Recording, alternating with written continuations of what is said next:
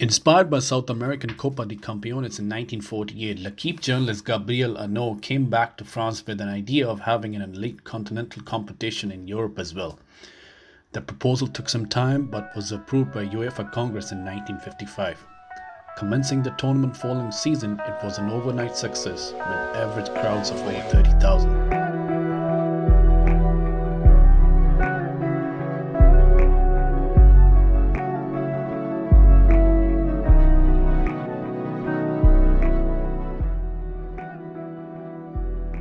From 1955 to 1960, Real Madrid dominated European Cup, winning all five of the championships. Dominance of such stature has not been replicated again. The team which dominated European circuit was assembled by legendary Santiago Bernabeu, and the policy was called as Galacticos.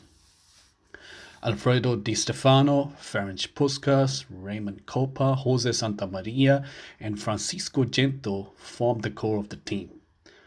Although Madrid did have limited success in years after Di Stefano, but they could not repeat the dominance of mighty Galacticos, leaving a sense of yearning amongst the fans and the club itself. Despite the fact Madrid won Champions League in 98 and 2000 after a gap of 32 years, President Lorenzo Sanz still lost his re-election bid to Florentino Perez. Perez had publicly promised to bring Luis Figo from arch rivals Barcelona.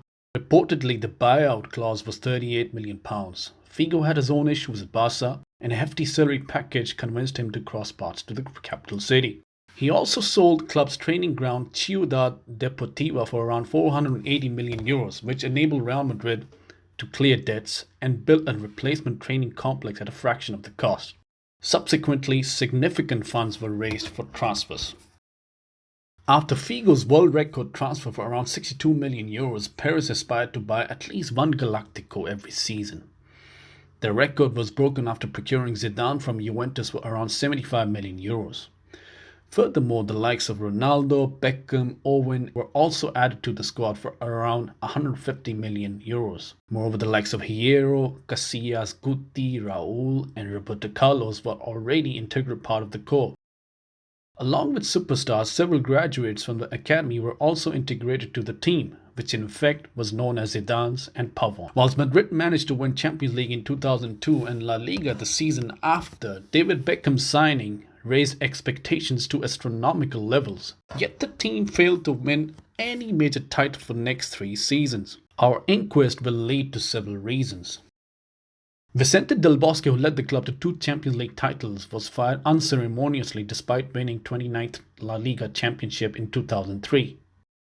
He was renowned for his man management and cohesive style of football, holding the giant egos together. Regarding Makelele's contract situation, there was a political split within the hierarchy of the club, and the likes of Hierro, Morientes, and Steve McManaman all advocated for his case. After Del Bosque, all of them exited the club as well. The saga of Claude Makelele, who at the time was one of the world's best defensive midfielders, was another major factor.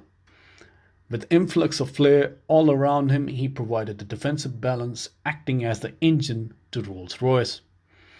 Despite being heavily admired by his teammates, Perez refused to offer him a better contract and publicly demeaned him by calling him an average player. Furthermore, the departure of club captain Fernando Hierro also weakened the defensive structure significantly.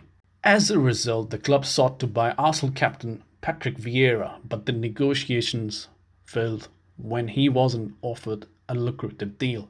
However, Perez was able to sign Walter Samuel, Thomas Gravesen, Jonathan Whitgate, Cicinho, and Carlos Diego. All of them failed badly. Acquisitions with major emphasis on marketing, i.e. David Beckham. Beckham was immensely popular in Asia and Perez sought to capitalize on his stardom. As a result, shirt sales skyrocketed, but on the field accommodating him was a major problem since he was a natural right winger and had to compete with Figo, another right winger already settled at the club. This meant Beckham had to play out of position in central defensive midfield in many games, with Figo occupying the right flank. Before Beckham, however, Ronaldinho was also touted as the next Galactico, but he was deemed too ugly to play for Real Madrid. He would go on to resurrect Barcelona and lead them to Champions League in 2006, while Madrid would struggle for 3 straight seasons. Also, poor decisions regards to outgoing, for instance, Samuel Eto'o. Madrid co-owned him with Mallorca since 1998 and had the first refusal option if he ever wanted to leave Mallorca. Perez, however, decided not to buy him back since Ronaldo and Raul were already a settled striking force at the club. Moreover, Michael Owen, Eto'o's alternative, failed to secure a regular first-team spot and had to leave the club after just 1 season. Eto'o would go on to be a huge success at Barca, winning multiple trophies. Furthermore, Zidane's and Pavon's policy initiated by Perez didn't yield success either. The likes of Fernando Hierro, Flavio Conceição, Fernando Morientes, and Steve McManaman were all replaced by a flux of unproven academy graduates and other relatively inexperienced players to balance the books.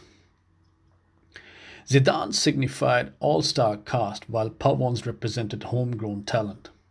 Promotion of the youth had its own elements in Real's elite history, with the likes of Francisco Gento and Emilio Butragueño coming through La Fabrica and achieving legendary status. Prior to Perez's tenure, Casillas, Guti and Raul all were integral part of the club, but he wanted to integrate more youth players. At the forefront of this policy was Francisco Pavon, a promising young central defender whose name would soon become synonymous with unfulfilled expectations. Promoted from the club academy to Castilla in 2001, he soon became an important member of the first team. Also part of this strategy were right back Oscar Meñambres, left back Raul Bravo, central defenders Ruben and Alvaro Mejia, as well as defensive midfielder Borja Fernandez and striker Javier Portillo. While this lost generation showed glimpses of success, ultimately they were all discarded. Striker Javier Portillo for a while was the team's hottest prospect, scoring 14 goals in his first full campaign. After second Del Bosque, Madrid went through a period of 5 managers in 3 years. Carlos Queiroz, an assistant manager at Manchester United, was first in line following the arrival of David Beckham. Queiroz, who advocated a scientific approach, was forced to pick star players regardless of their form for commercial reasons, thus hindering his tactical input. Brazilian wonderlad Luxemburgo tried to instill discipline into the team, much like Arsene Wenger at Arsenal, willing to curb alcohol culture surrounding the club, but he also failed massively. Recently, Roberto Carlos shed some light into the off-field issues surrounding the club at the time. He said, Camacho tried to instill discipline by holding training sessions at 7, when we were used to do them at 10:30. We had our own customs. We told him not to do that, or we would have some problems. He lasted only 3 months. Also revealing the celebrity culture surrounding the club, he said, when the games ended, it was all private jets. We ran into each other at the private terminal in Barajas Airport. You saw Beckham going somewhere, Figo and Zidane going somewhere else. Ronaldo and myself taking another plane, and we had to be back in 2 days. I prayed for the games to be on Saturday so that I could go on and watch Formula 1. It was madness. Sometimes I would look back and think how the hell we were able to get away with such madness.